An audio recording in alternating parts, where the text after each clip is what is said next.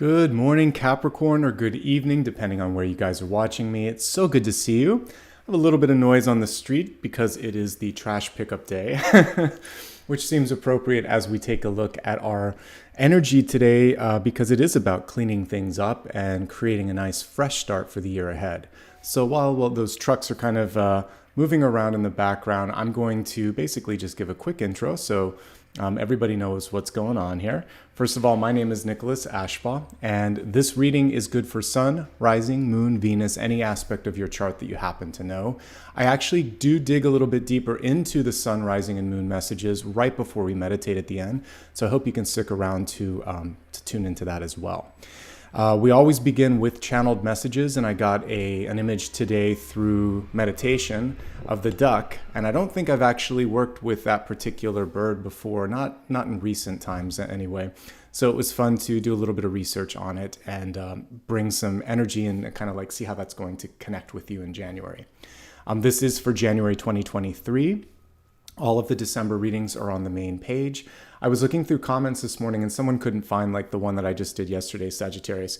YouTube's rearranged the tabs, so now live videos are on their own tab. I might even just do a quick video about it because if you go look at the recorded ones, I stopped doing pre-recorded ones last month when I was able to go live again. So always look at my playlist or the main YouTube page or the live tab and you'll be able to find things there. On the plus side, all the shorts are separated out now. So anyway, we'll go into channel messages first, then we'll do the Celtic Cross, and we have a lot more to come after that.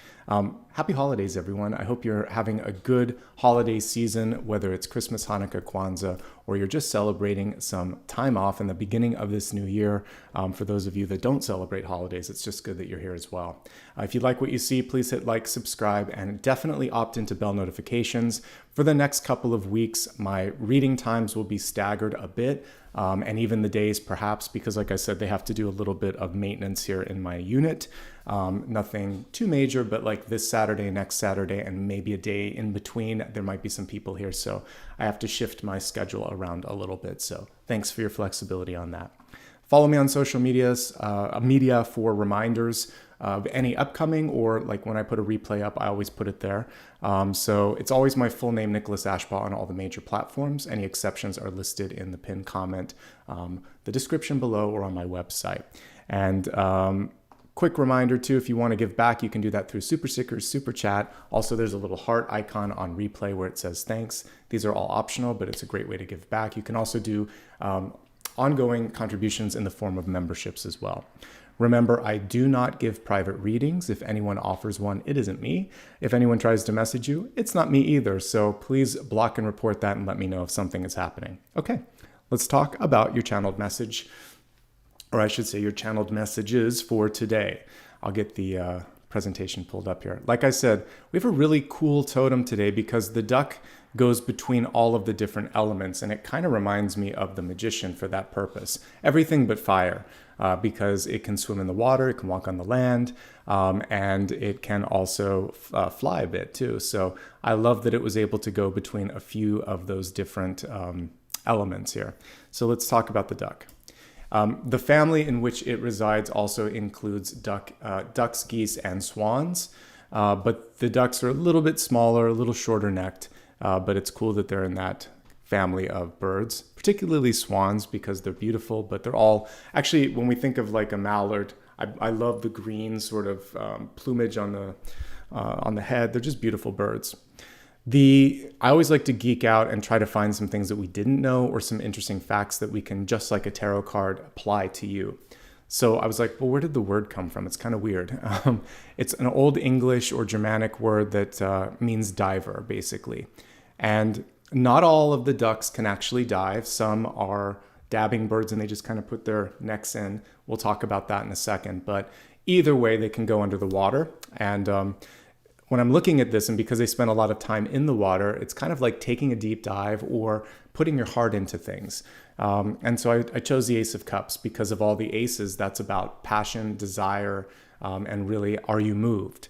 Are you moved to get moving? So if you ever have like an Ace of Wands reverse, which is feeling like you want to do something, but not feeling like you want to get started today, you really have to go back to this ace and think, is it aligned with my heart, with my purpose? Why don't I want to do it? That's always a good question. Is it fear? Is it anxiety? Or is it because you're being pushed on a path that doesn't align with you? So go into that ace, go into your heart and think, how do I feel about this? Why do I feel the way that I feel? And what am I going to do about it? And then you should be able to take that deep dive that Spirit wants you to take in this moment in time. Okay? I like that it's almost a magician. It's 3/4 of a magician, the duck. Again, the only thing that's missing is fire, because it's not gonna, it doesn't deal with the sun. You could ostensibly say that it could fly through a ray of light or something, but it's basically water, earth, air, and that's enough. Actually, that's showing a multidisciplinary approach. Fancy word for just saying you can do more than one thing. A jack of all trade is another sort of colloquial way to approach that. What's fun with this is that you can take people by surprise because you have more than one skill, or you can do something that they just didn't know that you had in your back pocket. So this is a good time for the element of surprise to come in. With the magician, focus is key, belief is key. So believing in yourself, working on self-confidence, focusing on the task at hand, and really choosing which of your multidisciplinary approaches is going to be the best would be my advice here. It's a lot like seasoning something. A pinch or two, it's perfect. It brings out the flavor, it accentuates it. If you keep shaking salt, pepper, paprika, whatever you're putting on it, eventually it's like, this is not good. All I'm tasting is the spice. So do less, but do it better. Sometimes just putting the whole kitchen sink into something, it's just confusing for people. So really try to be mindful about your approach to things, and I think that's going to benefit you in the long run, okay? You can also combine elements of both old and new, and it can create something that would be stronger than the original sort of source material. So I like that as well. Because, like I said, not all of the ducks dive. Some of them kind of dab their head underneath, and they just either eat what's on the surface or what they can reach by putting their neck beneath the water. So that's very much temperance. 1 foot in, 1 foot out, not completely committed, not going overboard. So when we look at temperance, the cool thing with it is that if you were hanging out with the temperance angel, it's not going to lose its temper. It's going to find balance in any situation. It's going to help you keep your cool. But it can also be a little aloof and it may be hard to read. So if I was hanging out with temperance, I wouldn't be sure how it truly felt about me because it doesn't put all of its cards on the table. If you're in a relationship, if you're at a job interview, if you're trying to express your point of view, there's a fine line between being professional, cool, calm, collected, reserved, and maybe not giving enough of a cue to someone so that they know, like, where do I stand with this person? It's very hard to read them. We don't want things to be that hard to read. So find the balance between kind of keeping a little bit of energy back and maybe sending mixed signals, okay? What I do like, though, is it feels like you're really in a good space to not sort of put your foot in your mouth. You're going to be okay. If anything, I'm pushing you just a little bit to express yourself, which is why we began with that Ace of Cups. This is a great time for partnerships. As I was looking into how the sort of like courtship or mating is with ducks, it looks like they tend to stick together and sometimes have one partner, if not at least one per season. So what we're looking at here is the ability to create a firm foundation in friendships, in love, and in business in this period of time for you. So lean into that. See what you can do if you're looking to extend your network. And no matter what you like, I think there's a point where we can always use a new friend or a new ally or a new partner. And that's kind of what this is bringing through. And I think we have one more card. Yeah, we do. So the last one here is about curiosity and amiability and also communication. Obviously, whenever you can hear a duck, you can hear geese when they're making all those sort of like sounds. Sometimes they're just noise. So we want to be mindful of using communication in a way that isn't sort of grating. It's to the point, which is why I chose the Queen of Swords here. They are curious and they are friendly. So I think that you can use your communication in a way that is engaging, inviting, and also concise. If you can do these three things, you're good to go. It's not about talking the longest or the loudest. It's about saying something that people remember. And then that's the important thing in public speaking and in general, making a splash, since we're working with waterfowl here. All right, let's quickly review and then we'll get into the cards here. If you haven't already, if you're watching this live, you have a chance to choose decks today. I took a couple extra minutes and put a poll up, so I'll show all of those decks in a moment, but you can vote now if you already know which one is which. Okay, so as I was saying, this is a time to really put your heart into things. Whether it's a deep dive or just sort of like starting to express yourself, January is a good time for that for you, Capricorn. All right, looking at the next approach here, it's basically multidisciplinary, being able to pull from a lot of different parts of your life, being a jack of all trades, showing people that you have more than one way to express something. You could pull a rabbit out of your sleeve in this point of time. Doing less, though, is better. You don't have to throw all of that out there. Just maybe pulling in one aspect that people didn't think about and saying, yeah, I have some acumen or experience here. How about we approach it this way? Do let people see a little bit of your passion. Don't hold back too much so that you come off as cold, aloof, or disinterested. There is you don't want to play too hard to get is another title that I could have put on this one. Partnerships are opening up, so this is a great time to develop those and to network. And your communication skills, even if you don't see yourself primarily as a communicator, they are coming through as being very strong, okay? So let's take a look at, first of all, I'll show you the different decks that I had chosen for you. So you can decide which one you'd like me to use today, and then we'll get started on the forecast. All right, so I'm still have some boxes I haven't opened up in this room yet, but I just kind of pulled at some that I hadn't used in recent time here. Let's go ahead and zoom in on the table, and I'll show you what we've got here. Okay, so, and I'll try to do it in the order that I did it here. So we started with Wildwood, Prisma Visions, the Modern Witch, and, I did Tarot de St. Croix, didn't I? Okay, so I was gonna do the other one, but I left an old one in here, so Tarot de St. Croix. Perfect, okay. So the Wildwood, I actually think I can just show you on the back here. So it's basically really cool. It has all kinds of animal totems in it. Let's see, I'll try to pull the cards up here so we can see just a few. Because I'm doing animals today, I thought I would feature this. So instead of people, it has animals for all the major arcana. So if that's something you'd like, you've got it. All right, we have Prisma Visions, which is for like fans of Van Gogh. It's the best way I can describe it. Everything looks like it's from Starry Night, basically. Cool deck. And actually the major arcana, if you were to seam them all together, they actually like tell a story, so you can see. And there was a big duck on this one or whatever, so they would actually form a singular picture, which is kind of cool. The Modern Witch is basically a Rider-Waite-Smith update, and brighter, bolder colors, better representation, really beautiful to look at, very easy to read, and I think a great Rider-Waite-Smith kind of opportunity for all of us. Okay, and then the Tarot de St. Croix right here, just pull a few. Beautiful, very kind of common palette here that they all have different interpretations. All right, so Prisma Visions won by 42%. I don't know why I'm continuing to talk. It's a it's a clear winner. Okay, let's do it, folks. Let's get started.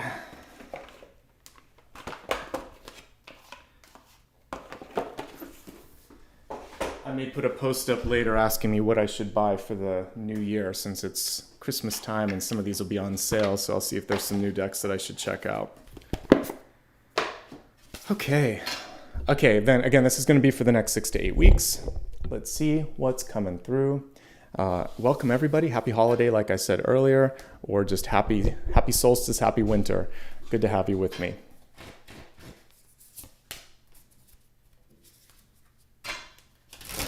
Yeah, I basically, everything that we selected here would be a good choice, so I wouldn't be upset at any of them.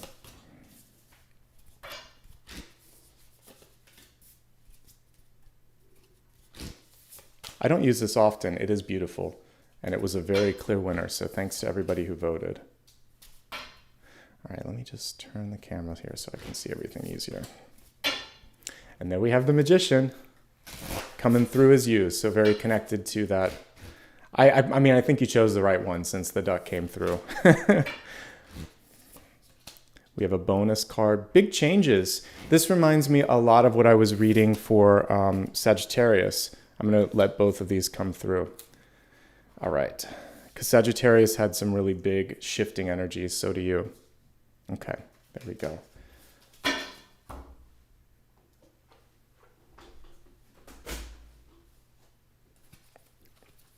For those of you that are traveling, please do so safely. I know that there's some winter storms here in North America anyway that are creating some havoc when it comes to those of you that are traveling, so do be safe.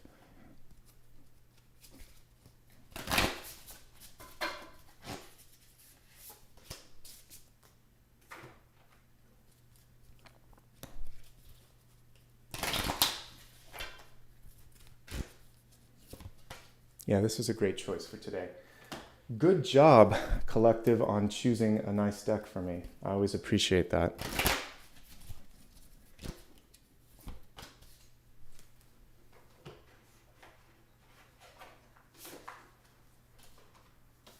So I just noticed 2 cards out of place. Okay.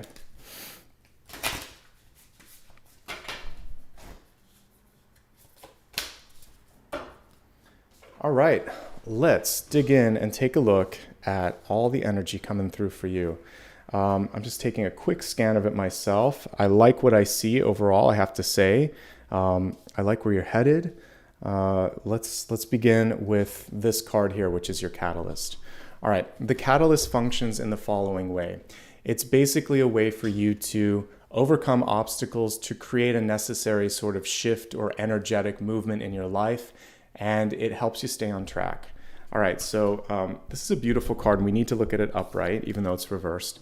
If you look at the card upright, we see someone at the top of a mountain, kind of coming out of a cave. And it's a reminder that sometimes we just don't know what's at the top until we get there, and we get a little bit worried by the climb. How much do I have to do to make this happen? And it's always worth the journey if it's something that you truly believe in, if it's something that you really want to see happen. And this is a reminder to kind of stay the course, stay connected, and keep your eye on that horizon. What I also love with this is the light and the dark. And basically that's kind of what this whole season is about. So Hanukkah, you're lighting all the candles and you're showing that light prevails over darkness. Christmas, we put lights on the tree to kind of shine through the darkest part of the night. Solstice just hit in the northern hemisphere. I mean, it hit everywhere, but in the northern hemisphere, the days are getting longer. There's a common theme in all of the holiday rituals of light. Even on New Year's, there's like a big bright ball in New York City, and we all kind of pay attention to that.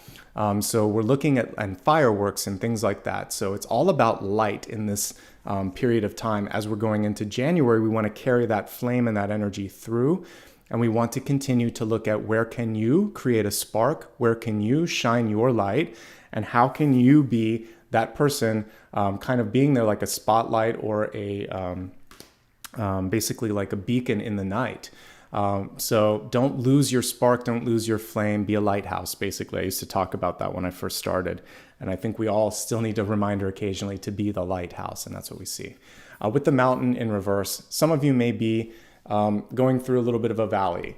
Life is peaks and valleys, right? It's not always going to be an up. We spend a lot of time in the in-between zones, but we seem to focus on those points in time where things are really high or really low. So don't let yourself feel like you're stuck, because this is just usually when you hit the valley, you've got nowhere to go but up. And it's going to be worth the climb, and that's basically what I'm getting with all of this, okay? Let's take a look at the cards. We'll come back to that card as necessary.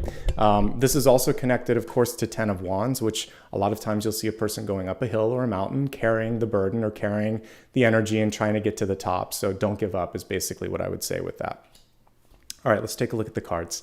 Your center card, actually, both of these are really nice for winter because we can kind of see the ice and the snow on them. But the Knight of Cups, that's a great card to have at your center point. This is basically saying right now your heart is in a really open and receiving energy. It's like a satellite dish. And one thing that you want to be is very intentional with what you are sending and what you are willing to receive. So instead of saying, hey, universe, send me this, and being very vague about what this is, maybe like it's, a boyfriend or a girlfriend or a job or some money.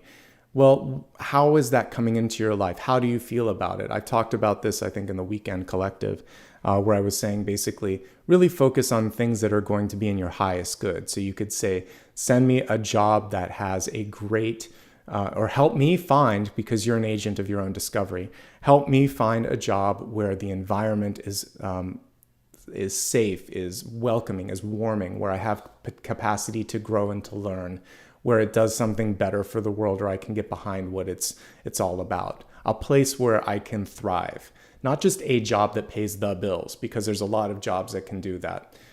Find a place where you're really going to fit in and where you can grow and thrive. Same thing in relationships. If you're looking for a partner, you could say, send me a partner that has a healthy relationship with people around them, has a good self-respect as well, wants someone in their life, is fully available and unattached, and has the ability to take care of themselves as well as me.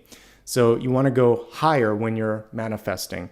And because your heart is open and your satellite dish is broadcasting, so do so in a way that is really bright and light. And we can kind of see him, it almost looks like he's at the top of a mountain as we look at this. So I want you to kind of think of that as you're broadcasting from the top of the mountains, making a wish.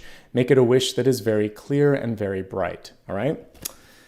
Page of Wands crossing this. So this is where, for some of you, you're waiting for someone else to come in and save the day.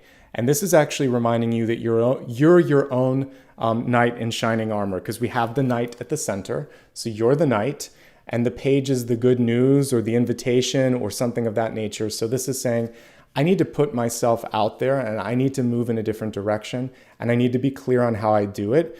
And I need to be listening and open and aware, because a page is only as good as their ability to stay open-minded.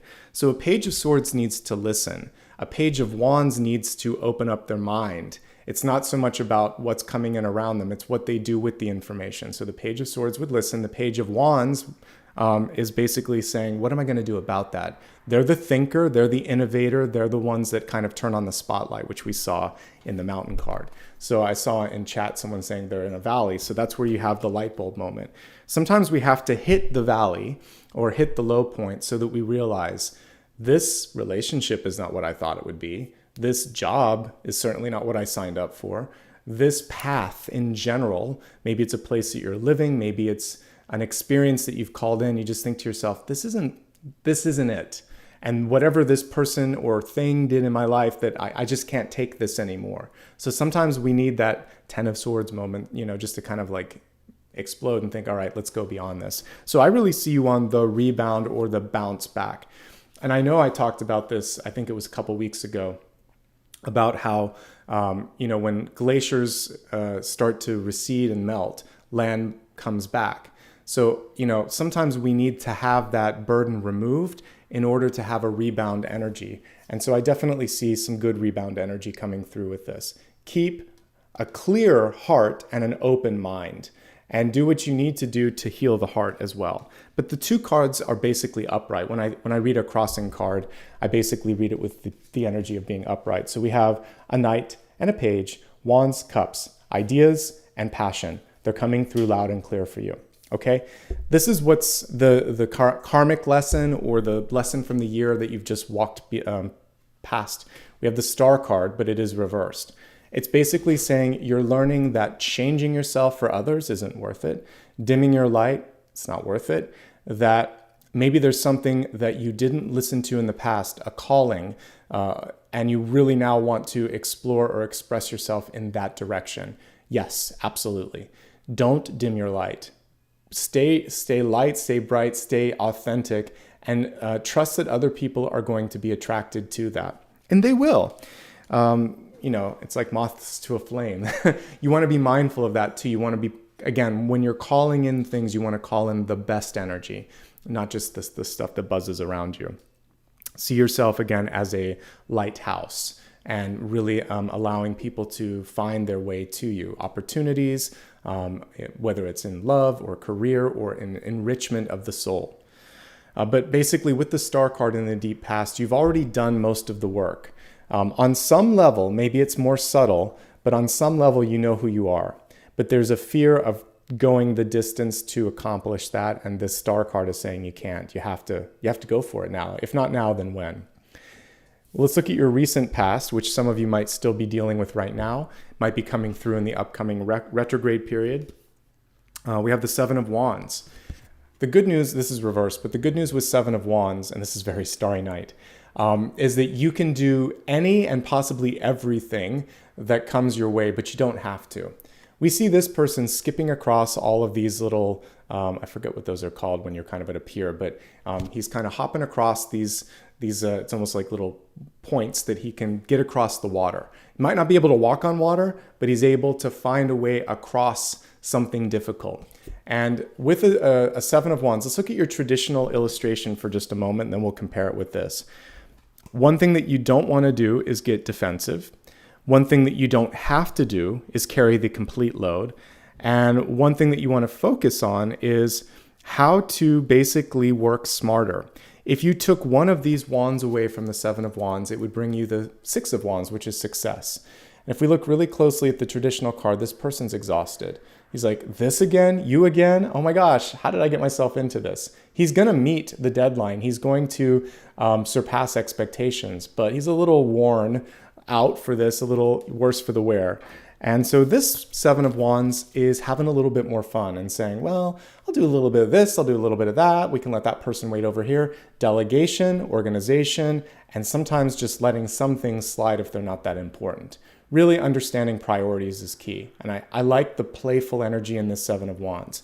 It is reversed, so it's saying, have fun, delegate, don't feel like you have to do everything for everyone all the time. You can, you're great at stuff like that. Especially for those of you that have Capricorn and rising, but it isn't necessarily like the best use of your time and energy. And it definitely isn't something that is sustaining in the long run, okay? We have a door opening up for you here. Love the, let me just move my picture for a second. I love that we have this Ace of Pentacles, and what a beautiful illustration this is. Literally, something wants to come through, a door, a portal, an opportunity. It looks pretty inviting to me. For many of you, this is reconnecting with the star power and saying, aha, this is how I do it. This is my year. I'm going to just go for it. So why not? Here's the thing though. Aces are always potential, and this is a beautiful illustration of the potential. In a traditional Rider-Waite-Smith, we have a hand outstretched saying, do you want this? How about this? In this one, we have a door halfway open and it's saying, are you curious? Do you want to step through it? You can be the temperance angel for a moment, 1 foot in, 1 foot out, but eventually, and especially as January progresses, you have to go all in at some point. So that would be another message here. Temperance only can help us so far. It can help us get to January, but once January happens, we need to go into the full energy of walking and moving, or the expansion energy of like the world. And that's really it. There's a necessity for you to say, this is it. I commit to this. I sign on the dotted line. I stand behind this. And that's your big opportunity, is to state intention, to request something, to apply for something. The opportunity's there, but you have to knock. It's not necessarily knocking on your door. You have to knock on it, but we see the door opening. So yeah, throw your hat in for consideration if it's an existing job for, some sort of advancement. Apply for something new if you want to. If you're on a dating site, maybe that will work out for you. If you're looking for something like in real estate and you're putting in an offer, we see things going well when you initiate it. And if not this, then another opportunity. If one door closes, another one opens. So be on the lookout for the receptive doors that are opening up. Take a look and see if you like what's inside. It is a time to be active and to be curious, okay? All right, so we have in the near future, guess what? Queen of Swords, which we featured. Or I featured in the channeled messages. Look at how this Queen of Swords, she's reclaiming her power and she's shutting down a critic or shutting down someone who's basically saying something that they shouldn't, which is interesting. Here's the thing with communication. There are different ways to look at this. I do believe in, the ability and the importance of free speech. But if someone's saying nonsense or someone's saying something that's not true, I think it's okay to defend yourself. It's okay to correct that. We don't have to stop them from speaking, but we can definitely, you can get your story out there if you need to. So that's one thing here. If someone's trying to mute you, you're going to say, no, that doesn't work. I still have a seat at the table. I still have something to say. And so that's kind of the fine line that I'm getting with this is, there may be a narrative out there or a version of the story that doesn't gel with reality. So do your best to approach that and then focus on what you can control and what you can impact. Queen of Swords is really good at all forms of communication, but this is the time for any of you that are writers or teachers or even if you are in science or industry and you have something that you want to patent or put out there, write it down, get it sort of in a written or book or kind of journal form, and this is going to take it to the next level. Again, it could be a proposal. Sometimes when people will see this, they're like, I'm not a writer. Yeah, but there is value in putting things together. One-page sort of documents that can help you create a business or get someone interested in something. So I definitely see written communication being super important. And for many of you, editing something that's incorrect. There's something about the communication here that doesn't sit well with the illustration. So righting a wrong, but you don't have to shut out someone's communication. That doesn't help. But showing a different approach or educating them on why that was incorrect. Or even just highlighting the fact that there's no information that sort of backs it up and say, have you thought about this? Have you really done your homework? And I think that's going to be a better way to deal with a situation of someone that's tricky. It's going to also put you in a place where you're more mature, more balanced, less emotional communicator, which in the long run makes you a better leader. Good leaders aren't afraid of a little bit of criticism. They can answer a difficult question. They can highlight thought processes that are not kind of like balanced or thought out, and they can help that person do the work, or they can just shut down a critic that hasn't done their homework, okay? So you're actually going to end up victorious in a challenge. You're going to do it by using what you already have, grounded energy, facts, clear details, and then just a really quick question like, where did this come from? Cite your sources. Show me some information. Where's the data? And if there's no data, then people are going to listen to you. They're going to shut that person out. It's important to kind of approach it in that perspective. I don't know why I'm getting that, but I'm getting some of that for you that, if someone just comes through with a weird idea. Also, dig in and do your homework. If something doesn't sound right, it could just be gossip. It could just be hearsay. I'm so happy we got the Magician coming through here. This is kind of interesting here. You are not going to be manipulated by anyone. This kind of reminds me of Alfred Hitchcock, right? The old Hitchcock mysteries. And I'm looking at this. It's kind of like a little grasshopper, but it could be a person. Depends on how you want to look at this card. But the first thing that I saw with this, because a magician and a high priestess, they can both manifest, but they can also manipulate, like the wizard behind the curtains. So there could be someone in your life that has sort of had an ability to get away with something, but they're not going to anymore. There could be someone that, or there could be someone that you looked up to, and then you're just seeing them in a different light. For you, let's look at this in a more elevated form. You could simply be discovering your power, your abilities, and you're like, I don't need to sort of like have someone else dictate how this should be said or done. I have my own insight on this. So maybe some of you are going into more entrepreneurial energy. So this is a great card if you want to break out and do your own business. We talked earlier about doing less but doing it better. And in the traditional Magician card, it's really about deciding how to mix it together. To me, I like to look at the Magician as either a chemist or a chef. And when you're looking at chemistry, certain things mix well together. Certain things create an explosion. When you're looking at food, it really is, and a chef, they're really kind of like a culinary chemist, right?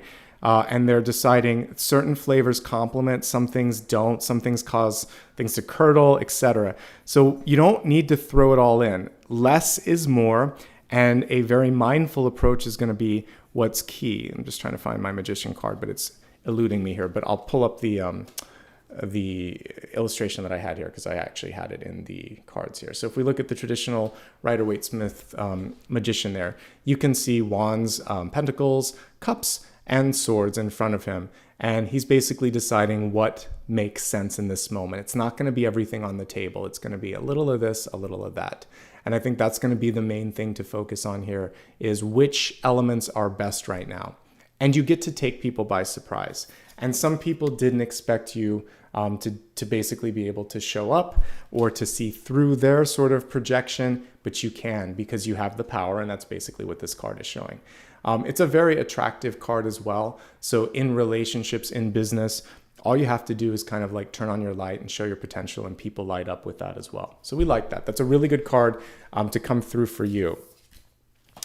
We have a bonus card coming through in the environment, a wild card. This is a very fun totem to come through. So we have the elephant.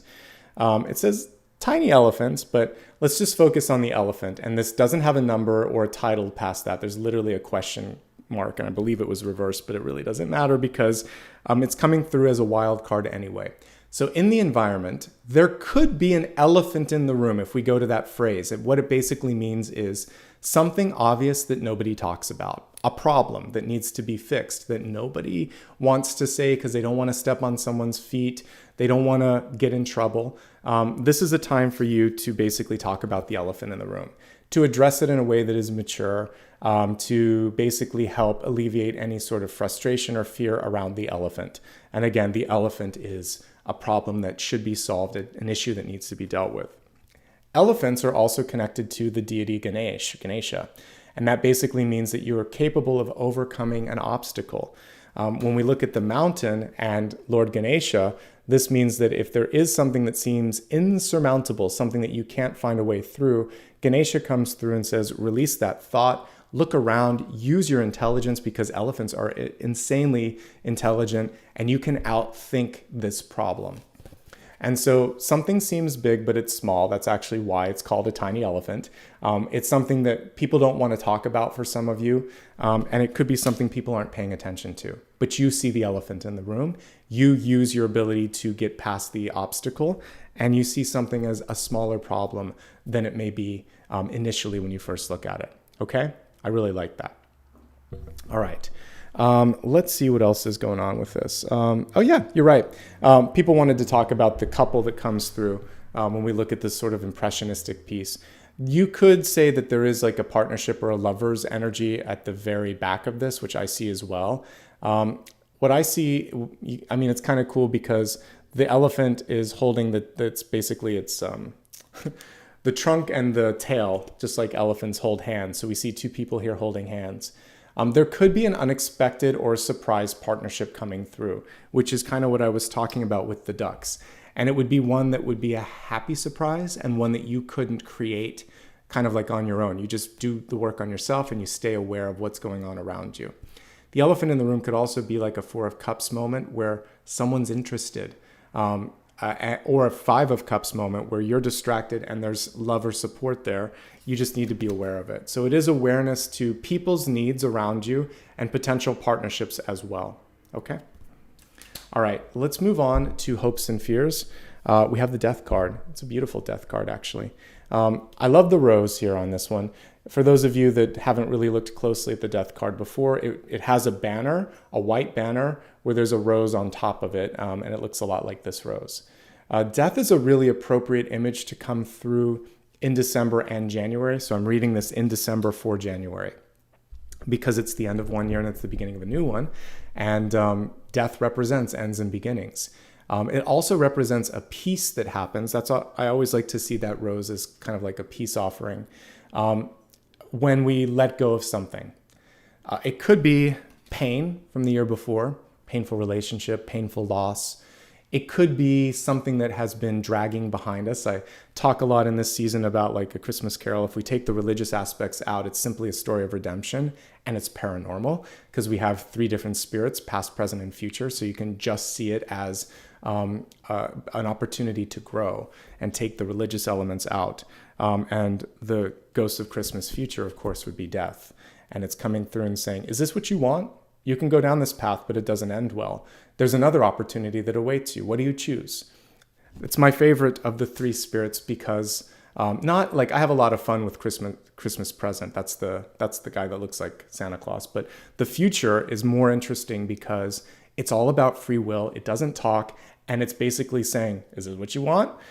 So you get to look into the new year and you get to say, "Is this what I want? Do I like what the spirit of the future is showing me? If I don't, I get to change. I get to redeem. I get to adjust." And so in Hopes, Fears, and Opportunities, we're afraid of that. He literally says, "Of the three specters, I fear you the most." We always fear change, but this is the spirit that does it for him. This is the one that changes him. This is transformation. This is what it's about. So as something exits, something enters. And you have to let go of something to open this door. And this is death saying it's going to be okay. I like the way, and I have all of the comics or graphic novels. Actually, I'm looking at them in one of my boxes here for the Sandman series. I read that about 20 years ago. But I love the way that Neil Gaiman illustrated death as just sort of like this goth woman that has a sort of like sunny outlook on life. Because that's how I would envision transformation. It's sort of like, what are you afraid of? It's just change. It's just a new beginning. And that's sort of what we need to look at death as, is that sort of goth chick from the Sandman series, where she's just saying, don't take it so seriously. Just step through it. It'll be okay. All right? Rather than the skeleton. The skeleton's fun. And it has a sort of, I actually don't mind that we have sometimes this big, we need to be shocked out of things. So like the devil card, the death card, and the tower card wake us up when we see them. And there's a reason and a purpose for them to look the way that they do. But I do think it would be more interesting to have it named as transformation or death/transformation, death rebirth, because it has more than just, it's not just an ending. So what do you want to let go of? What do you want to embrace? The sooner you let go of something, the sooner the door opens up for you. Okay? You got 2 cards in your outcome. A very trippy, hippie sun card, literally. It looks like something I would see in the Haight-Ashbury area of San Francisco. So we have the sun card. And what's kind of cool with this, it definitely looks like a trip, is that for some of you, the lines could be blurring. So let's kind of take it on that level. In the past, we have the star, and the star is the sun and the star, they're 2 stars, basically. This is just the one in our universe. This is, any given star out there, or I should say in our solar system. So something that seemed really big, really bright, really personal, maybe the lines are blurring a little bit and it's not what it used to be. Again, I kind of feel like you're getting past putting someone or something on a pedestal and you're starting to see your own capacity, your own energy. And it's like, maybe what I liked about that person is they reminded me of something that I'd forgotten in myself. The sun is also a baby card. I'm going to pull the traditional card up here for a second. So it represents the ability to boldly go into something, to birth yourself into this new sort of moment and say, I need to experience or express or explore this right now. If I don't, I'm going to regret it at some point, right?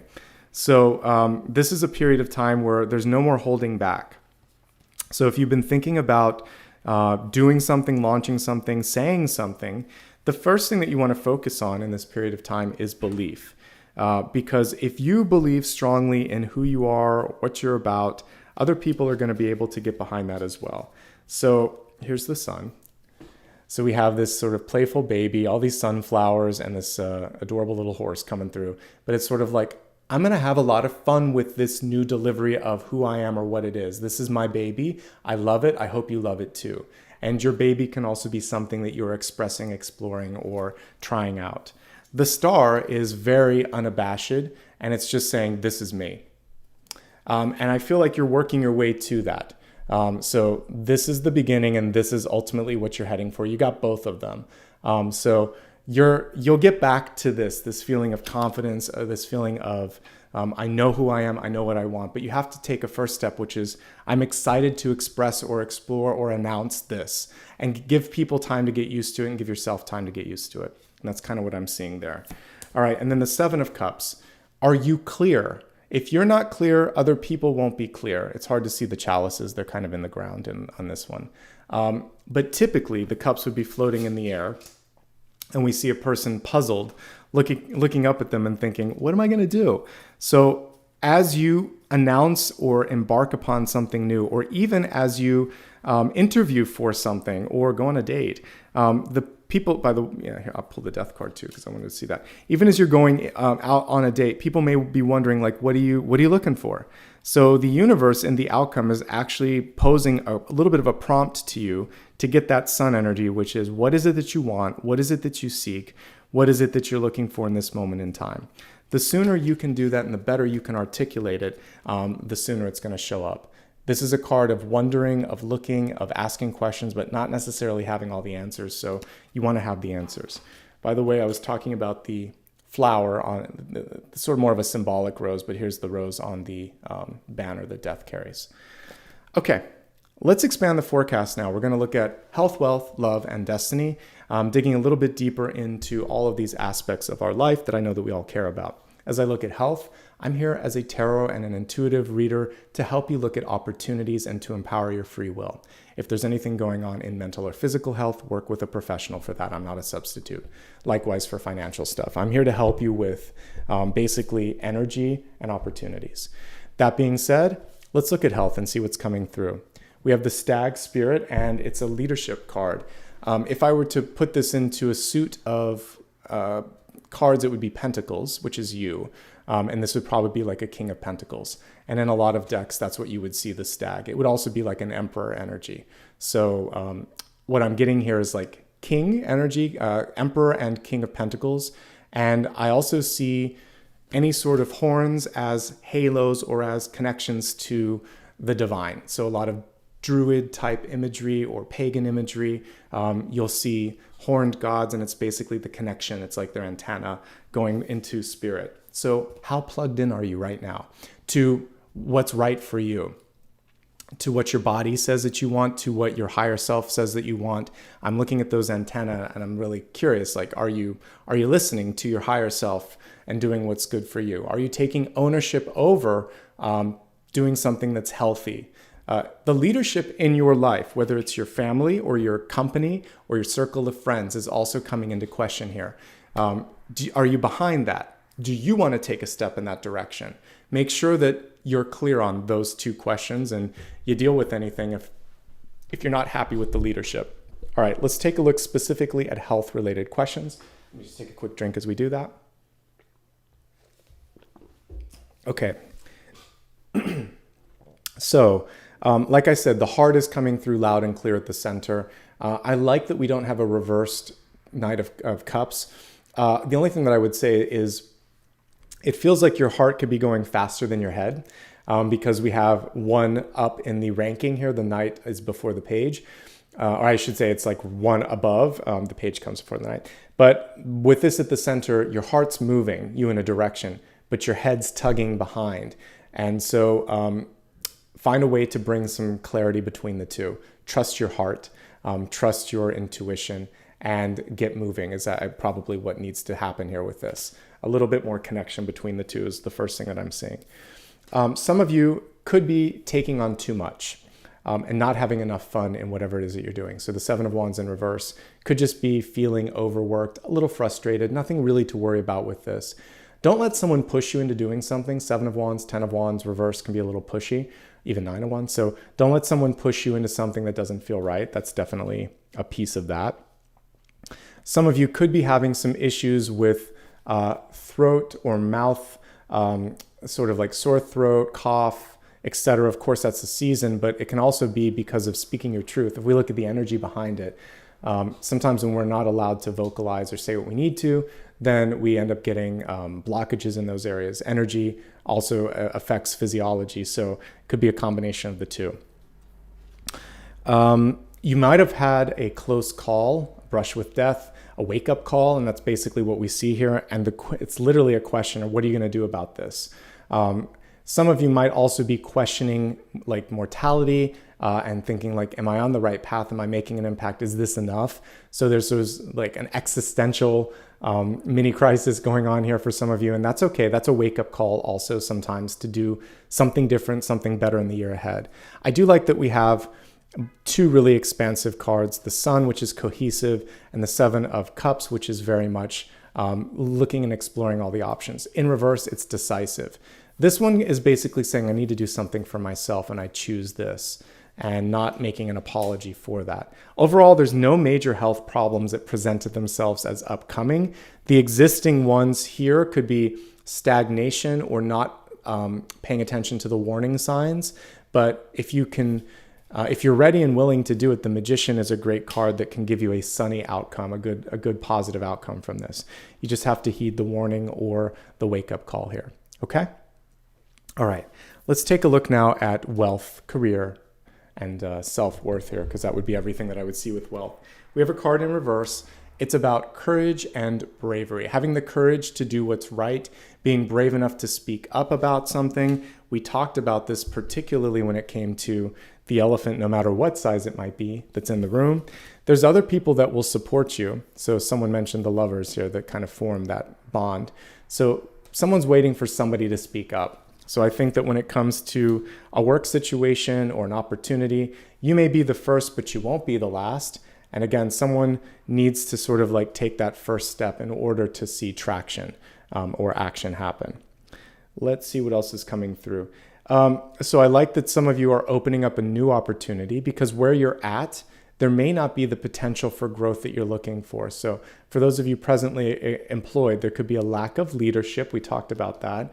So a lack of clarity, a lack of growth potential. You can go far, but maybe not where you're at. So you can pose the question. You could try to get something in writing, but people may not be able to follow through on what they say. And if that's the case, it's time to move on. That's what Death is saying here.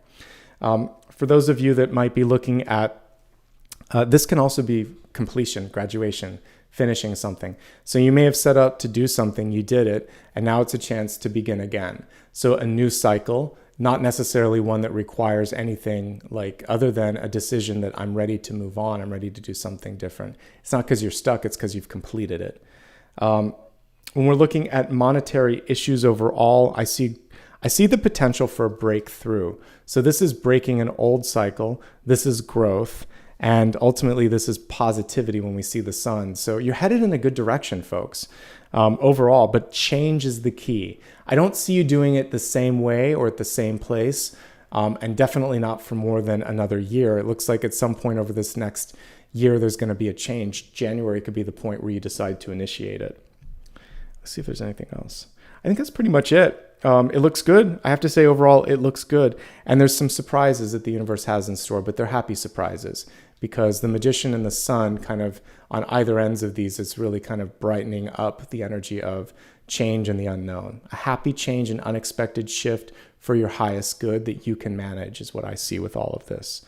If you're retired, again, using time wisely, we start to look at how many years left we have on the planet, wanting to make an impact or a splash with those.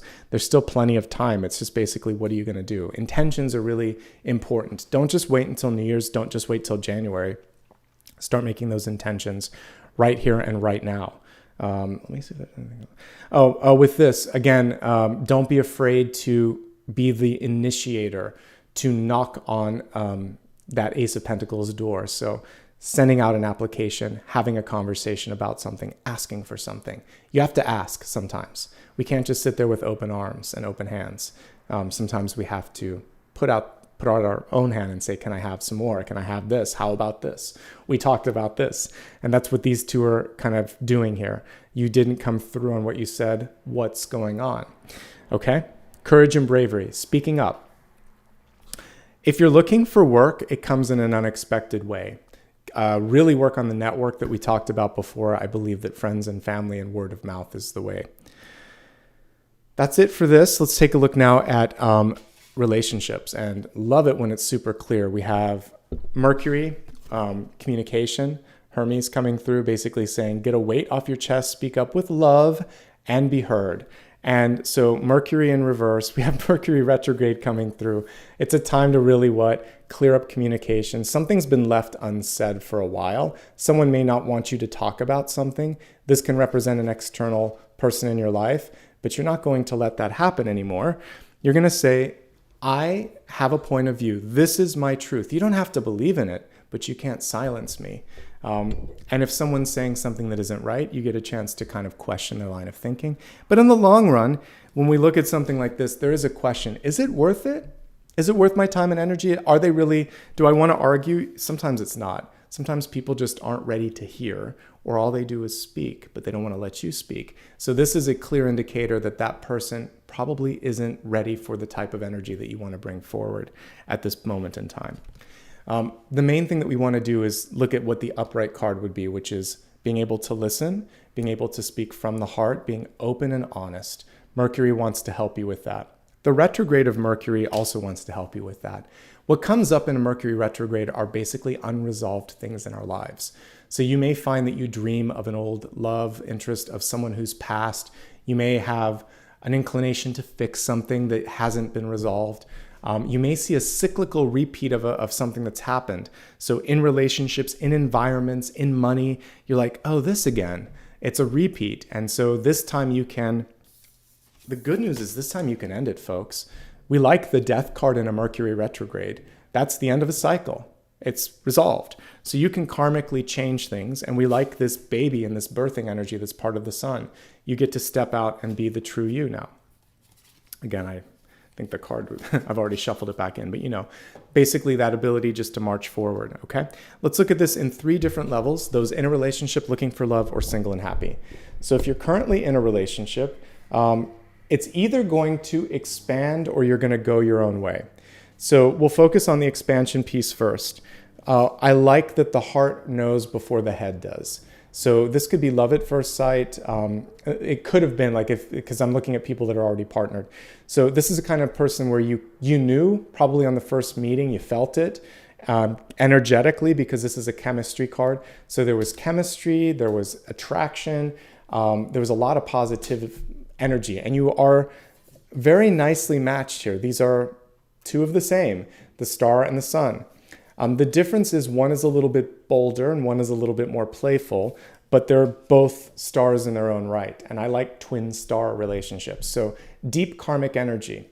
The karma's played itself out a bit. So now you may be at a point where you've learned what you needed to from each other. And you're looking and thinking, now what? So maybe the passion or that lesson, it's been resolved. And now there's more of a partnership and more opportunity to communicate and co-create. What you want to do is ask yourself, what next? And is this enough? And what do we need to do to continue to keep the sort of flame alive and the passion alive? The good news is we have 2 very good cards here. Actually, all of these are good. Queen of Swords upright is exactly what he's asking, open communication, if we take this little piece out, which is specific to this card. So open communication. And then we see, what next? How can we do this together? How can we have some fun? So I actually think that current relationships, if you want to continue to develop them, great. But something has to change. And if it doesn't, then you might end up going your own way. If you go your own way, we have the sun, it's going to be fine. So whether you stay or go, the sort of end result is good. The question, the decision, it's up to you. And we still see it here. Do you still feel that connection? Do you still feel like this is what you want to do? So if you do, then go for it. But what I also see here is the desire for more autonomy, some additional independence that wants to come through. Okay, let's take a look now at those of you that are looking for love right now. Don't force it. 7 of Wands is pushing something when you shouldn't, when it's reversed.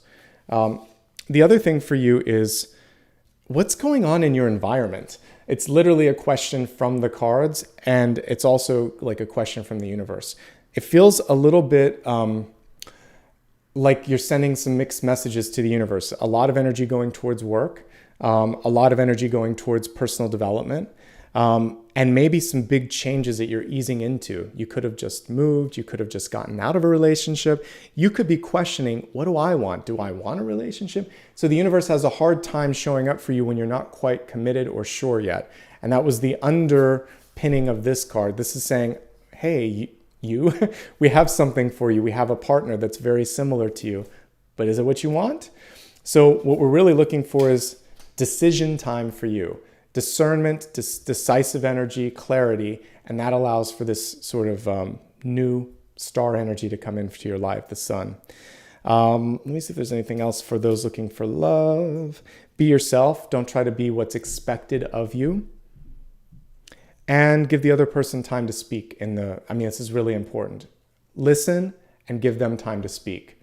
And if you're not being heard, ask for time. Or if you're dating someone and they don't let you speak, that's a big red flag. So there should be the ability to speak and speak honestly. Thankfully, in this particular spread, we'll see if it comes anywhere else. There is no devil. There is no 7 of Swords.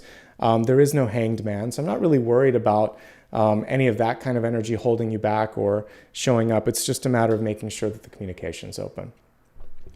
Can someone come through? Yes. They would have deep karmic energy. So the more work you do on yourself, the better. The death card is showing me a past life connection. The 2 stars, the sun and the star itself, are showing me a strong karmic connection and a strong chemical attraction. So make sure that you've done the work on yourself. And the 2 sevens are part of the lesson here. Clarity and also not needing to sort of force things, being cool, calm, collected, but like we said earlier, showing a little bit of passion. I think that's key. If you're single and happy, good for you. I think there's so much change and opportunity that it opens you up to explore opportunity. So Death and the Ace of Pentacles, it shows me a big opening when it comes to personal development and career. So I think there's a lot of developmental energy that is ripe for the picking, and I think that's where the main focus is for you. I think you could do a lot with a platform, the ability to speak, to distribute, to publish, to patent something. We see a lot of like distribution type energy here as well. I think that there could be some unexpected surprises, including love, but there could be some other things that come through if you're open and ready and willing. The main thing from the universe, I love that you got a question mark here, but it's basically saying, what do you want? What are you looking for? Be clear and be specific, and declare that on some levels. And maybe this is the big sort of so what when I titled this video. It's what are you looking for? What do you want? You need to state your intentions so that the universe can show up and provide, because you've got a lot of great manifestation energy here and you've done the work. Okay. Let's move on to your Destiny card. Destiny is malleable, meaning that you can change, adjust, or move with this. So we have third eye activation, brow chakra, inner vision, clear seeing, clairvoyance, basically. So I feel like some of you already know what it is that you want to call in, what it is that you want to do, what might be problematic. This is more a sort of like comma, so now what, question mark, is what the universe is asking. This is what you want, so what are you going to do? How are we going to do this? When do you want this? And do you trust in your vision? Why are you even second guessing yourself? Make time over the holiday season. It'll help you with all of the, for those of you that are celebrating any of the number of holidays here, Christmas, Hanukkah, and Kwanzaa. I think Kwanzaa starts next week. I was looking up the holidays. Right on the heels of Christmas and Hanukkah, we have Kwanzaa. But any of those that are currently underway or about to happen, or New Year's itself and you're doing a gathering, before you get into this mix of people or after, take some time to sort out how much of this is me, how much of it is them, how much of this is fear, and what do I really want to do with what I'm receiving. So intention is so clear. I think it is really amazing too at this time of year that we make resolutions. So you're looking at the gateway between here and 2023, and it's all sunny and it's all bright. You got two stars. It's kind of like Star Wars, Tatooine. There's lots of light, right? You got one in the back, one in the front. And so all you have to figure out is, which way do I go? Am I living in the past or am I stepping into the future? All right, let's focus now on your big idea. The big idea is a so what. It's going to help you through the next portion. So let's pull a card and see what that is.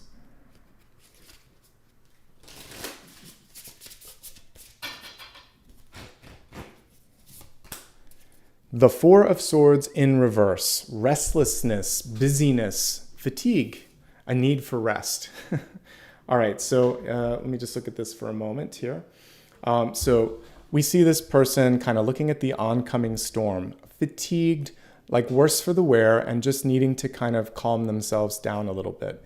I love this deck, but I'm going to continue to look at traditional cards because it helps. This one's so abstract that I think that we need the grounding in traditional cards. The traditional Four of Swords is going to show someone resting on a sepulcher, basically putting something to rest. And it's the peace that comes after the pain. So we have the Three of Swords above them, the pain, the disappointment, the sort of disruption. And then we have the Ace beneath them, which is going to give them what they need to go forward. So what really is going to help you is if you can put something to rest. This is a complement to this. So we have Death coming through showing the end, and this is the peace or the rest, putting it truly like rest in peace. And so if we look at this on a sort of like, I guess, just surface level, letting something go, letting something rest in peace, also giving yourself a chance to simply take a break and get off the hamster wheel and take care of yourself is going to be important. The card in reverse is saying if you're in a period where it is restful or plateau, it's not going to stay that way forever. Enjoy it, recuperate, clarify things, because then I see with this Four of Swords reverse, you're going to wish you had that time to rest. So January is going to be busy. When you can grab a nap or a break or a reprieve, do it. Okay? That's the message there. Let's look at some blessings and blocks for this next 6 to 8 week period and see what's coming through. For your blessing, we have the wonderful Eight of Pentacles, which was a card that I believe I pulled for today. I have to think about it, but yes, I did. And then we have Judgment. Two powerful ones, so that's for your block. All right, so let's begin with the blessing. In this case, the Eight of Pentacles is upright. It was reversed when I did the daily card pull. You get a chance to see this card in all its glory a little bit closer. And so we see a woman that is basically putting all of her energy into something, and she's getting so much back from it. So this is a beautiful one. I don't need to even show the traditional Rider-Waite-Smith because they captured the spirit of it. It's a return on energetic investment. Traditionally, you would see a bunch of pentacles above someone, and it's a card of apprenticeship, and you are learning to master something, but you haven't done it until you get the Three of Pentacles. So this is basically saying, I'm learning, I'm growing, I'm thriving. So the blessing right now is if you find something that allows you to feel this, then you're going to get a lot out of it. You're going to see a lot of progress. It's a card that I would associate with school, training, development, and personal growth. And that is what you should be focusing on over the course of this next month and a half. And keep it up every day. She's watering these plants. You can't just plant a seed and leave it. Maybe it will grow, maybe it won't, because it's really at the whims of nature. We have to nurture something. You have to water that plant. You have to prune it. You have to take care of it. The block right now, it's Judgment. I love these cards with the doors because now we have, it's really great for January and December. So we have one door closing, one door opening, or maybe two different openings, and you have to make a decision. Judgment's an interesting card because sometimes we don't get to make the initial choice. So Judgment can be delivered. So someone can say, I want to break up. It can be judgment from a judge saying, this is my decision. It could be an announcement at a company saying, this is what we're going to do. And then the next step is, what are you going to do about someone else's decision? You can't control their choice. You can't control the announcement. You can control how much stress, what kind of feeling you have, what kind of empowerment is going to happen after that happens. There is also this judgment's upright. So let's say this has to do about you. It can also mean that you know what to do, but you haven't walked through the door. So knowing and doing are two very different things. So the block could be that you couldn't make the choice, but now you don't know what to do about that. So decide where you stand. The block could be you know what you need to do, but you're not taking action. And then the block could be a judgment that you're just putting on yourself. I can't, I won't, I'll never, and therefore you won't. You can't. And it won't happen. So you have to kind of open yourself up. This is a card of expansion. It comes right before the world. Judgment, then world. This is a card of second chances and rising up. So when one thing ends, another begins. Literally in the traditional one, we see souls rising from the dead. So you rise from the ashes of the old and enter into something newer, ostensibly better. And you come through it with this feeling like, oh, it didn't destroy me. Whatever this was, it didn't end me. It was just a gateway. Everything that the death card was already telling you. So don't be blocked by the fear that this is it. This is not it. This is what you make of it. And here's your traditional judgment card. Gabriel blowing the horn, the souls rising from the dead. You got the Four of Swords. You've gotten all the death cards almost right now, except the Six of Swords. So we have death, which is clearly the change that has to happen. Four of Swords, resting in peace. We have the renewal card, which you would see with like Easter or reincarnation or rebirth or January, at coming through one end and coming into a beginning. This can also be associated with springtime in whatever part of the world that you're in. So for those of us in the northern, it's going to be April. April, May, I can't figure it out for the southern. You can type it in chat. But basically, we're just looking at a renewal period. Don't give up because you don't see the renewal. Don't lack faith, basically. That's your block. It's a pretty big one, and it's a pretty important one. Judgment's probably one of my favorite cards because of all of the things that it packs in. And it's almost near the end, but it has a lot of stuff. And it's saying, have you learned all of these lessons yet? Because until you have, I won't let you go to the world card. Okay? Good. let's move into the next piece where we both get a chance to look at stuff. All right, today it's going to be hard for me to choose, to be honest, because there's a lot of cool cards. I will take the one that people typically fear the most, which is death. I feel like I read that to the moon and back, so we don't need to worry about that. But let's take a look at some of the other things here. All right, give me a moment to pull up a poll. You'll have a chance to vote, so give me a second here. So we're going to take a look at viewer's choice. Stepping into your star power is one thing that I want to pull out. So stepping into star power. The next one that I'd like to look at is opening up an opportunity. Opening up an opportunity, which is basically manifestation. Let's see. This one is about delegation and balance. Delegation and balance. So getting some more. I'm not putting these all in the form of a question, just more topical things. Clearing out communication. So clear, concise, kind communication. Looking for the best version of Mercury that we can get. All right, so I'll give you a chance to vote on those. I'm going to take a quick drink, and then I'm going to take a look at the energy of transformation. Specifically, what does the universe in this moment want you to change or look at and understand? So we're going to be looking at death. We're going to be looking at it from the perspective of what is it that I can change? What is it that I can do and make the most of in this moment in time? And all of you get a chance to vote on everything else. Okay, so death. Two of Wands. It's what do you want? I mean, we keep getting this message coming through from Spirit, which is you can, this can be whatever you want it to be. So let me just pull up the camera here. Okay, so I love this particular version because they're looking out at the sort of the waters and ostensibly also looking up at the mountain because these two have a very similar sort of energy. So deciding, I'm willing to go the distance.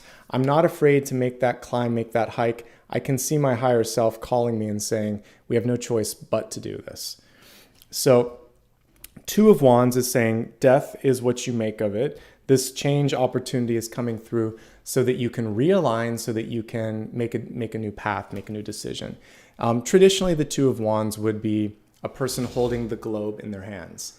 And it gives way to Three of Wands, which is almost immediate, right? So you have the thought, you have the belief, you ground the energy, and then very quickly it shows up on your shore. So it's rapid manifestation, which is why I like to partner these two cards. It could be this or the High Priestess. They are equally as powerful.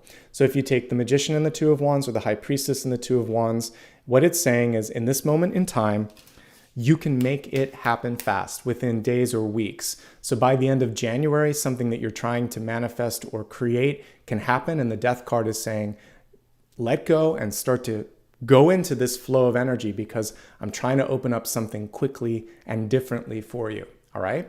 So that's exciting. Death is your friend in this. It's basically coming through to say, let's embark on this change together.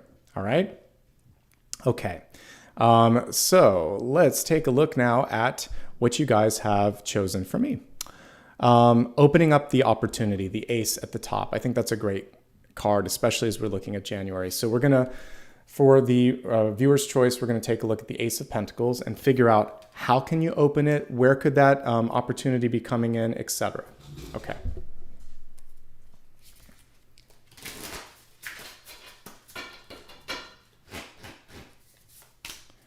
The Seven of Pentacles in reverse, not forcing, not trying to overextend or overestimate something here. So there's a couple things that I want to talk about. First of all, with the Seven of Pentacles, one thing that you want to look at with new opportunities in general is the understanding that you are worth more, that you're going to be able to not only succeed, but really thrive in this new opportunity. And there should be a place where people are giving you room to grow. So, and I love that she's tending the garden here of all of the opportunities.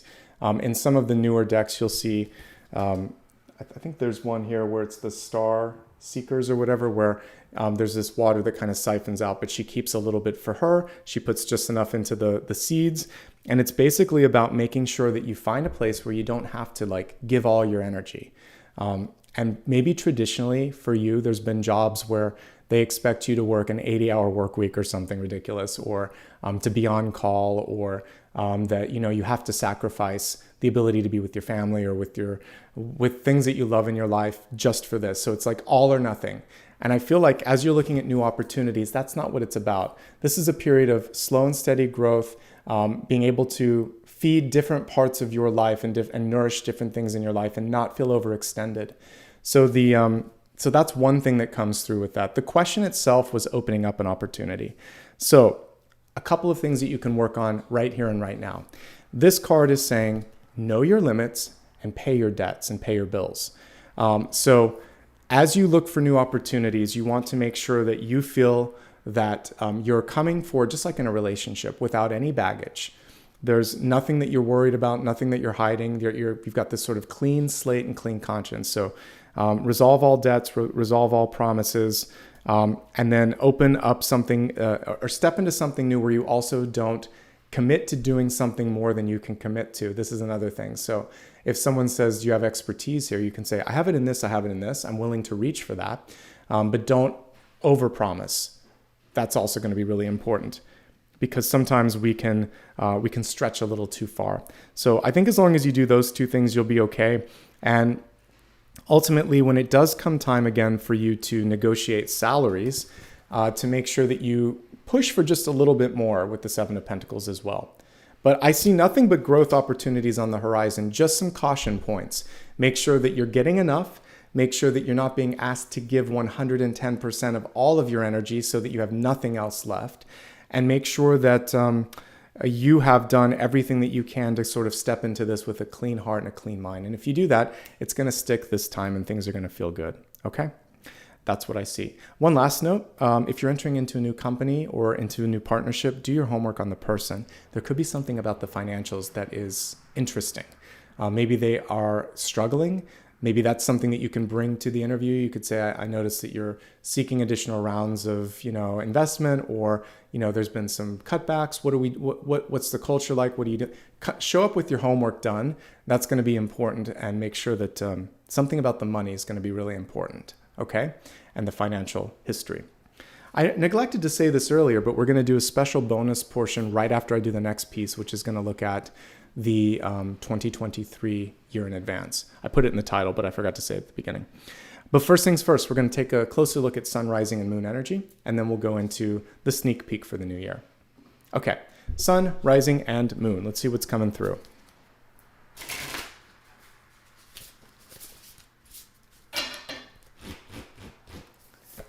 Sun, rising, moon.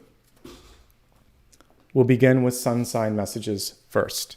Okay, so for the sun, very expansive. I love that we got the Judgment card, now we have the World card.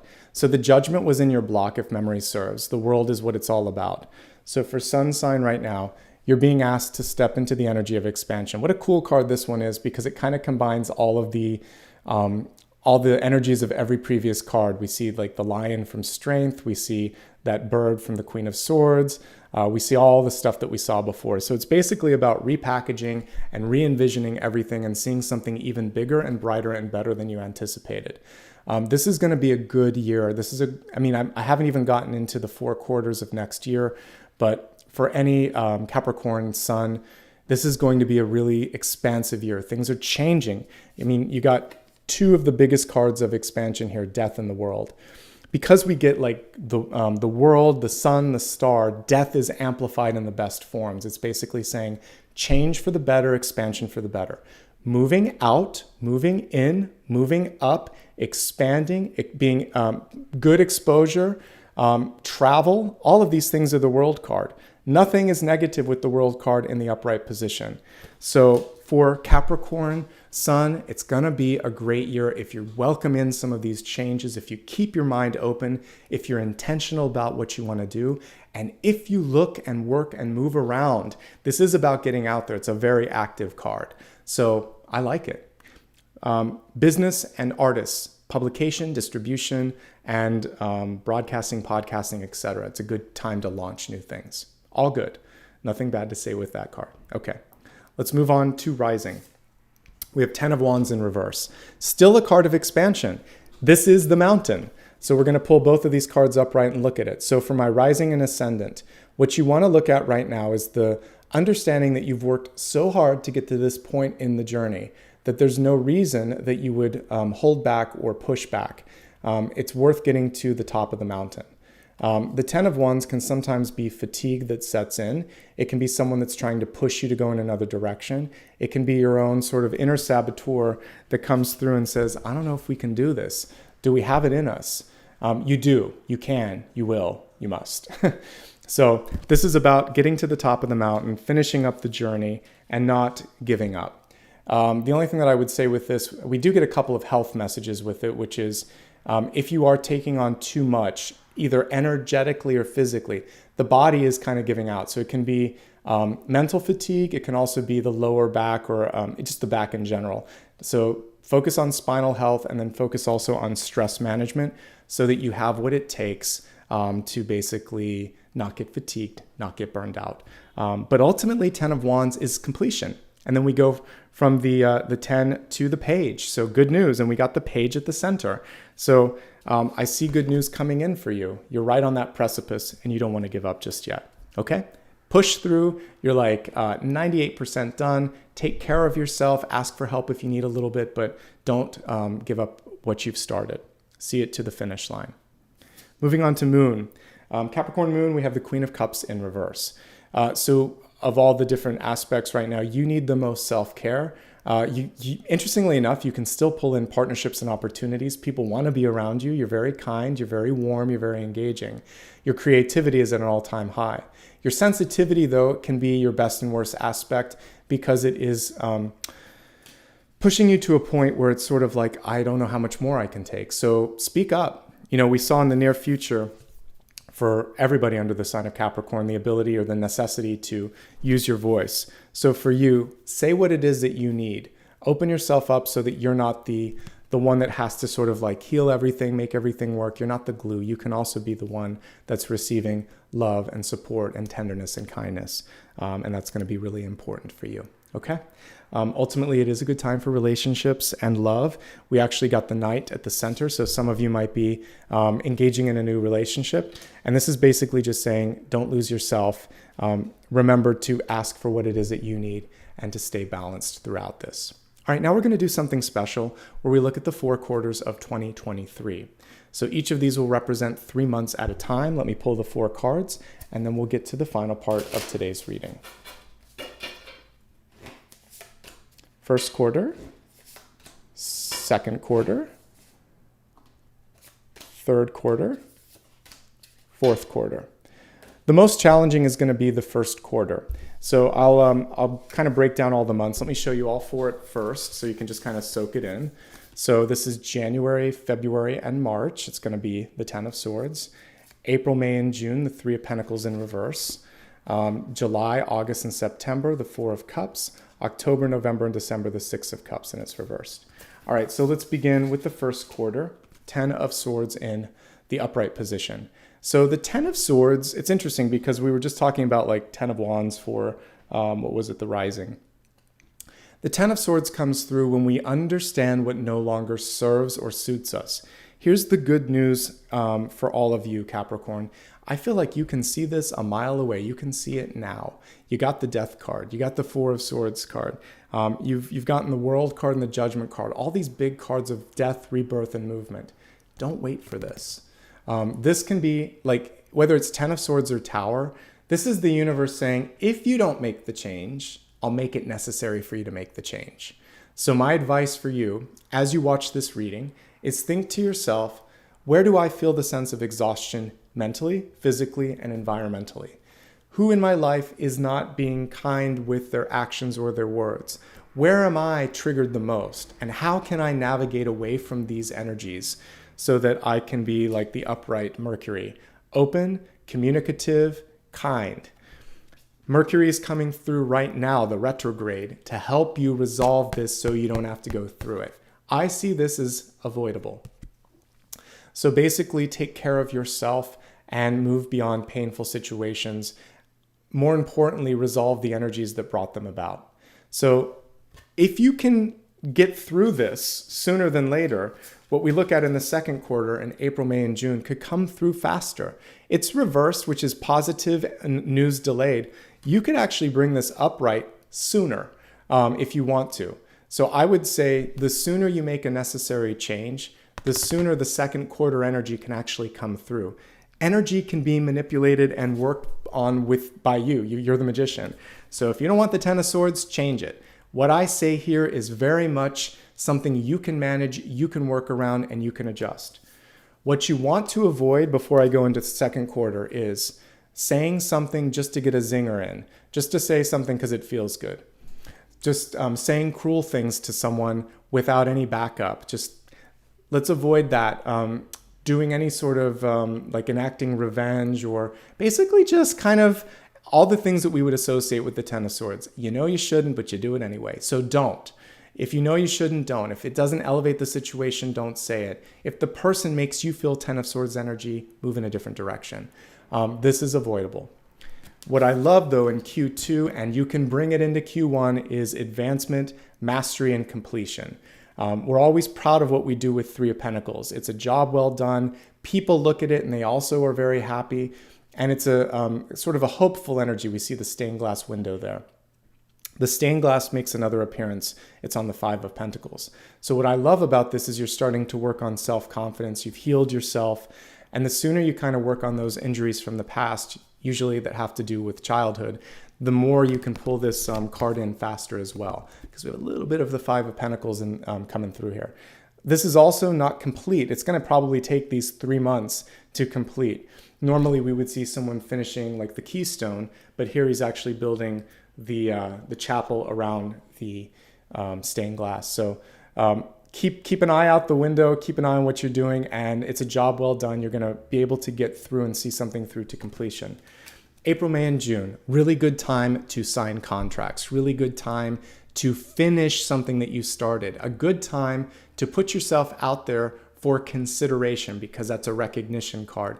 Publishing also is well suited for the Three of Pentacles. Publication doesn't just mean a book. Again, it can mean being put in a scientific or academic journal. It can mean copyright and trademarks and patents. It can also just be good press or good coverage. Putting things in writing, also very good. But we see lots of things going into movement and production. I love the second quarter for you. First quarter is about healing. Second quarter is about moving. Then when we get into the third quarter, which is going to be July, August, and September, there could be some happy surprises. The Four of Cups always has a hidden cup. Let's see where it is in this one. We have 3 here, and this is a weird illustration of it, because we actually see like 2 upright and 2 down. So for some of you, it could be a kind of combination of that. You win some, you lose some. The traditional one, though, is usually the universe giving you something that, kind of like that elephant one, it's like, oh, you didn't think this could happen, but I'm going to give it to you right now. It could be love, it could be job, it could be money, it could be some sort of a surprise. It's basically the wild card. So you're getting your wild card energy in that fourth quarter, or third quarter rather, and it's coming through July, August, and September, and it's saying, what do you want to do about this? You can keep going in this path, or you can try this. It is a cup, it is an ace hidden in this card, and it's basically saying, this is good if you're willing to give it a shot. But there's always someone that's a little forlorn or distracted. So get back on track, focus. If you need to focus on self-care, maybe counseling or support would be a really good thing to engage in during that third quarter, because we have love and partnership and celebration coming through at the end of the year. The Six of Cups, it's reversed, but invariably the Six of Cups represents the inner child coming out to play, new love in your life, new sort of partnerships and friendships, and a healed inner child as well. The Six of Cups reverse could be an unexpected partnership coming through. It could be you uncomfortable about sort of like just being seen as almost like that star energy, the true you, that inner child that was told you're not good enough, you're not pretty enough, you're not smart enough, you're not this or that enough of that. You are more than enough. And this card is saying in this fourth quarter, in October, November, and December, new relationships, new partnerships, new opportunity, positive attention, all of this is coming through. Could be a person from the past entering into your life, positive as well. Six of Cups is a good card. Your most taxing and trying quarters are the first and the third. So one more time. First quarter, healing and moving away from things that don't serve. This is January, February, and March. April, May, and June, it's going to be all about advancement, publication, work, finishing things that you've started, just good energy overall. You get lost in your thoughts a little bit around July, August, and September. You might miss out on something if you don't stay focused. And at the very end of the year, October, November, and December, it's all looking up for you with the Six of Cups, partnership, attention, inner child coming out, good stuff across the board. And again, it's only the first quarter that proves a little bit challenging. And good news for you, we just chiseled away at 1/3 of that first quarter with January. And I think the difficult thing for some of you is accepting the change, is deciding what to do about the change, is speaking up about something that's bothering you.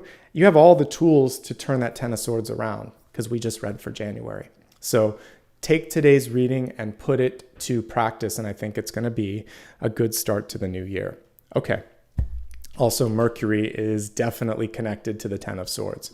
So we want to make sure that we use kind, clear, concise, constructive communication.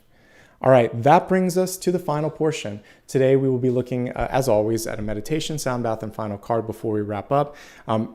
Before I do that, if you're new here and you like this, hit the subscribe button and hit the bell icon. I do unannounced videos. I've been changing times around a little bit lately, so you definitely want to have notifications on if you don't already. Please also share this. Use the share button and share it to different social media platforms. When it's on replay, put some comments. The engagement matters. Live videos don't get pushed up as much as pre-published ones. So when it's on replay, put some duck icons in there and something and tell me what you're going to do, what your New Year's resolution is. So give me a duck emoji and tell me what your New Year's resolution is. And that's part of the Three of Pentacles. That's going to help you be accountable. You can come back later and then report on that. So we'll be productive with trying to bubble this up a little bit. Remember, I don't offer private readings, and I do appreciate, however, all the love and support you guys have given me, and I'll say thank you at the end for that.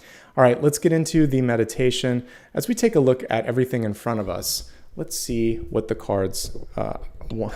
I really want to, it feels like we continue to work through this energy of death and rebirth every time I'm doing this. So I'm going to try to find a different way to approach it. Okay, so what I'm seeing in my mind's eye is let's imagine that you are a duck and you're going to go towards the sun on the horizon.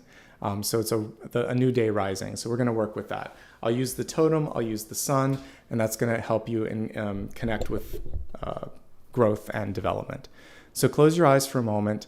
Hold your final question for 2 minutes while we meditate, and then you can ask that silently, and I'll pull a card. All right, eyes closed. Take a deep breath first. Relax. Let go of your shoulders. Stretch out a little bit for a second. Let go of any tension that you might be holding in your lower back, in your neck, in your jaw. Relax everything. All right, with eyes closed, imagine that you are a duck. You're floating on this beautiful pond, and it's a pretty big pond, almost the size of a lake. You can see on the horizon the sun beginning to rise. And as it does, there's this perfect ray of light, if you've ever watched the rising sun, that's kind of rippling towards you. So you're going to swim your way into that ray of light and just be present in that light for a moment. Feel like it's almost like a tractor beam pulling you towards the energetic source. Obviously, you're not going to go past the pond, so there's nothing to fear, but the sun seems bigger than life. The energy is very real, and you just feel like in this moment, it's nice. You can just float here for a little bit like the duck can. So allow yourself to receive this energy of the dawning new day on the horizon and set a single intention for one thing that you want to see on the dawn of the new year. On January 1st, as the sun rises, If you were this duck on this lake or on this pond, you could see the sun rising and you could say, I see this coming into my new day, into my new year. So just imagine by setting the clarity and the intention that you're welcoming it in. All right, keep breathing. I'm going to get the singing bowl. We'll play it for a moment and then we will look at your final question.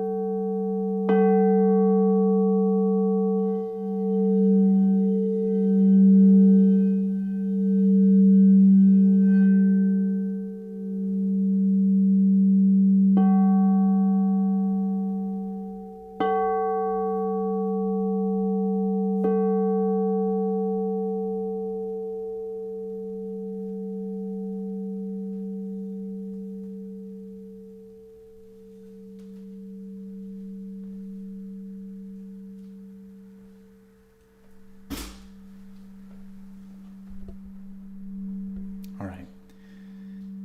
Take a deep breath. Feel like the sun now has fully risen above you. It's directly overhead. It's shining into your crown chakra. It's giving you clarity. It's giving you confidence. And it's helping you move towards that dream or that goal in the new year. Focus now on the final question that you have for me.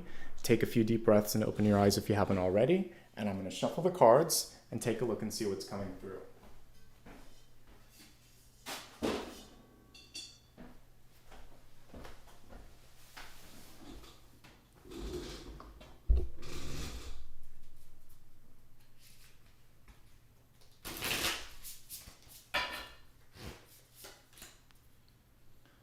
Okay, we have the King of Pentacles coming through for the final card, which is a really auspicious one. I mentioned that if I were to pick what the stag spirit would be, it would be the King of Pentacles. You can kind of see again the horned figure that would come on this. Typically, King of Pentacles comes through like this. We have a very Tauran kind of energy with this particular one, but what's cool about this is if we look at this in the reverse state, it almost reminds me of Hanged Man energy at the beginning here. So what I would say is, yes, if you're looking to create or do something in the first month of the year, it may start off slowly, but it quickly turns around and then you are bullish on the new year. You have what you're seeking and things are moving in the right direction. Don't lose track and don't let go of the dream. So we see him taking the bull by the horns and kind of taking a ride with that bull and saying, I'm not letting go, I'm on board. It's a little bumpy at the beginning. The first couple of weeks, the first few days as you start something, you may not be seeing the progress that you're looking for, but as you start to move past the hanged man that we kind of see on this one when it's reversed, or actually even when it's upright, you're going to be okay. So there's some delays, but it's worth the energy, it's worth the work. A reverse King of Pentacles is also about personal development. So if we take out yes, no questions, and if you're just asking me for advice, this is a period where you really want to take care of yourself and do things that allow you to thrive and grow and feel nurtured. And you are the one that's going to do this for yourself. It's also warning you against overindulgence. So obviously we're going into the holiday season, and this could be a period where you're going to look at just being better when it comes to physical activity, diet, and just general self-care. So if you overdid it in the holidays, this is about taking care of yourself and practicing a little bit more moderation. When it comes to all things financial, take the bull by the horns and make sure that you're looking at your financial situation, even if it makes you uncomfortable, especially if there's work to be done, so that you have like a point of view on this and you know what to do to kind of resolve it and bring it in the right direction. Okay. Overall, the King of Pentacles is good, even reversed. But there are just a couple of little things like not letting go of something, not going too far, not overindulging, like as we said before, not over investing, but basically patience, diligence, that's going to win the race here. Okay, that is everything. Before I get into the gratitude portion, just again, thank you for all the love and support. Thank you for being present, especially thanks for those who gave back today. If it's your first time here, welcome. I hope you enjoyed it. If you guys have been watching all year long, thanks. I've had a lot of different shifts and moves in my own life, so all these cards here I could relate to. I have a Capricorn placement, but it's in my ascendant or rising. But I could definitely see elements of change and things like that in my life. So I understand it's not always easy, but it's typically worth it once you get through it. So don't give up. All right, let's focus now on some folks that gave back today. I'll start with any of the newest members, and then we'll go into Super Stickers and Super Chat. So anyone that joined within the past day, I will say thank you to here. So Amber, Alexa, Sharon, Humdia, Catherine, Vanessa, The Goddess Garden, Nora, Krista, Sailing Dragon 21. I think all of these joined within the past day, maybe not all today, but thank you to anybody that joined within the past day or so. I appreciate it. All right, and now to folks that gave back with Super Stickers or Super Chat. Give me just a moment and then we'll wrap up. All right, we just have a few, so this should be pretty quick. Pat K, thanks for kicking things off today. Happy holidays to you as well. Icelandic Witch, happy holidays to you. Appreciate it. Let's see, Sakina A, Elizabeth Perez, Oliveira, Angelica, I'm not going to pronounce the last name, I'll just say Angelica Z, thank you, Merry Christmas, and to you as well in Austria, appreciate it, and Aylin as well, thank you so much. I think I got everybody. Let me just check and see if there were a couple of final ones here. Oops, sorry, that's me speaking. All right, so let's see, Vesta, thank you very much for your contribution. And let's see if there was anybody that had a celebrated member moment or anything. Nope, that's it. All right, everybody. Thank you so much today for taking some time out of your schedule, being present today. I appreciate it. I hope, like I said, you have a very safe holiday season and a really great new year, kicking everything off. Lots of change, lots of movement, and lots of development for you. And I think it's exciting and for the better. Okay? Until I see you again, wishing you love and light. Thank you again for everything. And I will be live again on Sunday. And then I have 2 videos that I'll be dropping next week for sure. We'll be taking, well, I'll do a third one for Mercury retrograde, but we have the Aquarius and the Pisces video coming up, a retrograde one. And then I'll do a special a day before New Year's Eve because I have, like I said, some construction that needs to happen next Saturday. And just keep an eye on the main channel for updates. Until then, be well, and I'll see you soon. Bye-bye.